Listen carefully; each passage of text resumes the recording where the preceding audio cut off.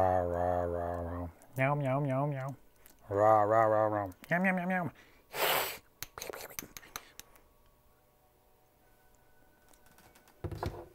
So hey, I'm currently making a video on gesture drawing that I would like to finish in due time, but it's taking a bit longer than I expected, and as you know, YouTube algorithms have to be pleased, or else they will think that I have abandoned you, which is not the case.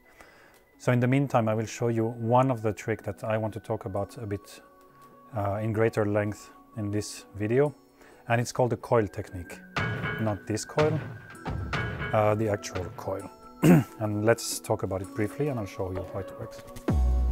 Okay, let's start by defining what do we even mean by coil technique. Coil is pretty much a spiral going like this, and for our purpose it can also go in space, so it gets smaller as it goes further in space or bigger as it goes closer to us. All right, and so it's very useful to start getting inside the form,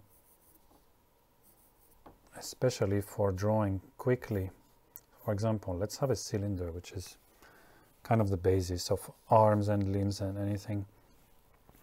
When you start moving the cylinder in space, the ovals get a bit wider, and you get some sense of perspective, and at some point those circles start overlapping the more I flip my cylinder in space. Sorry for that. Not very round circles. Let's get them closer. And what we're doing with the coil is starting to understand form from inside. We're like just circling around those forms. So we are mentally traveling inside the form, and we're not just drawing anymore. You remember in the previous video I was talking about shapes. So for example, let's say we have a limb and we think in terms of shape. Okay, this will be my limb. But then we can start entering through the coil technique and appreciating the form itself, feeling the knee, where the knee would be, where the calves would be, where the foot would go, and so on. And with that, we are starting to see form appearing. I can give you an example. For a hand, for example. It works with any form of, any subject, really. Here's a hand in very foreshorten angle. And so if we're using the shape method, let's ignore the grapes for a second. If you remember my shape methods from the previous video, I would have something like this. What is the easiest shape to fit this hand in? Now, it gets messy when we want to start separating the fingers. So what I can do, instead of thinking about them too much, I'm starting to think, okay, how is this one going in space? Well, it's coming at me like this. It's coming closer. Oh, now I have it. This one is coming at me. What's the angle? Like this, and then it's changing the angle a little bit. And what is the third one going? All of this I don't need to do as a final. This is not a final drawing. This is really more to understand form in space and also keeping it in track with my drawing. Because now if I really wanted to make a clean drawing, I'm starting to have a nice sense of where things will go eventually. You see? Now I know that here's my first bone, the second one. My thumb will go like this. And so that's not the final drawing, that's my understanding of the form. Here I know that I have finger, finger, finger. And I have a nice hand in space, in 3 dimension. And the same will apply with the limbs. Let's get an example from last time. You remember this one? We started with those very general shapes. So, trying not to get out of the screen. We had something like that, very roughly. So what do I do with this if I don't know my anatomy? Now I'm starting to think in 3-dimension. If needed, I can add a wire inside my limb or my cylinder. I can say, okay, maybe it's here. This is useful in the beginning, then you can probably get over it soon enough. But it might be useful for the hands, also for the fingers. And now I'm going to go inside the form, and I'm not going completely circular. I'm appreciating the gesture, the rhythm that goes in the muscles. But I'm already traveling in 3 dimensions inside his body. And here I will do this the other way around, because you see very clearly that the muscles have their own angle. And now I'm going on top of the first one. This leg is very conducive to the coil technique. So I'm going like this, and I see that my knee is already here, and I'm changing a little bit direction, going more forward, and boom, I have a foot right here. Shapes again. Yeah. And if I'm feeling it, I can get my toes in coils. Here is sort of a coil. I'm just flattening his sole.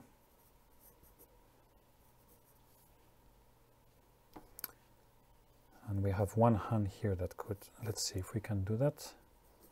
Change of direction, wires, and very small one. But we do already have a sense of 3-dimensionality, which is what I want your brain to start thinking about. Something between 2D and 3D.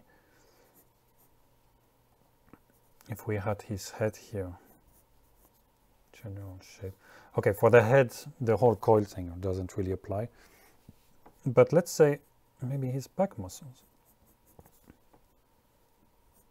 There we go. We have some sort of inward crunching position.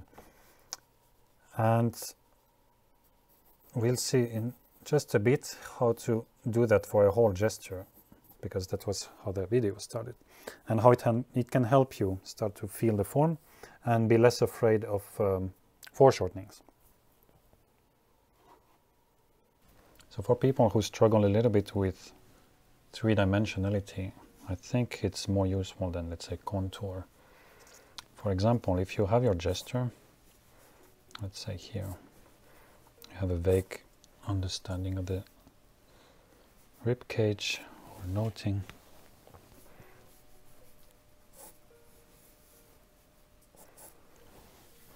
But here it gets messy.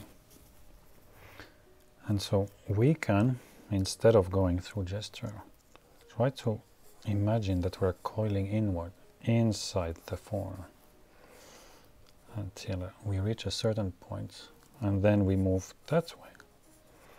And we start to feel something a bit different. It can be very energetic. Here I move to the hand. And it can make you understand change of planes very much, going inside like a, what is it called, RMI, flowing inside his form.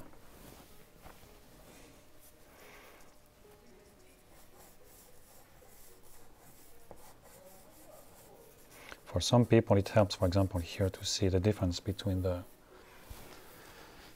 buttocks and where it ends, and when we have to change our form to get to the thighs, and again to the bit harder edge of the knee.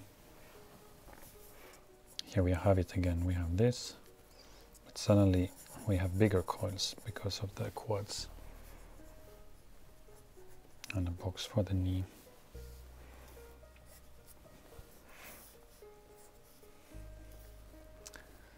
And now I'm going to go quite freely, really. I just want to understand how this coil will go in space. And we could go with a smaller, now it's a bit small, but we can continue the same principle with fingers. Here's a model who's a professional dancer, so of course he has certain expressivity to his fingers because he got used to move every muscle a bit separately. That's not the case for everyone. We can have just more simplified form, but it's always interesting to see how much expressivity you can get out of a finger. You see what happens here, and now I'm flipping my coil differently. I'm running out of the paper. Apologies for that. Sometimes I mark down where I am. But here I'm feeling I'm going downwards. Here I'm feeling that I'm going more or less parallel to the plane, picture plane. Here I am moving back. Here I'm moving slightly up. And my arrow is now going completely forward with the arm. Yeah. You see how my different coils are used differently in space, and that really helps, especially for those areas when we have a strong overlap. So you can try that. Let's try another one. Let's get our main lines first. The same way we had this nice rhythm going on. And now immediately I can start, for example, moving this way. And it helps me seeing what is moving forward toward me, what is moving backwards. Where's my eye level?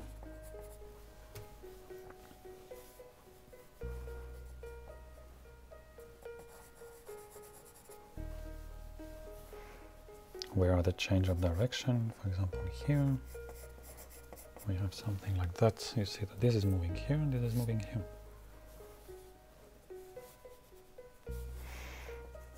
And I am seeing under her arm and under her arm again. I'm not coiling anymore, I'm just indicating that top plane, but we can continue staying consistent. It's quite important, especially when we practice, because we need active understanding of what we're doing. And if we change our method midway, well, we're kind of messing up with our learning. So that's a profile. It doesn't need too much in terms of coiling.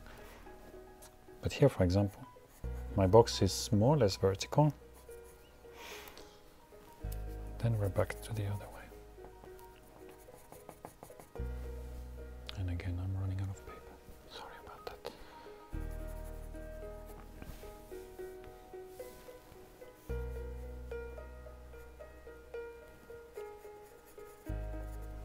But I do get a good sense of where the masses are moving.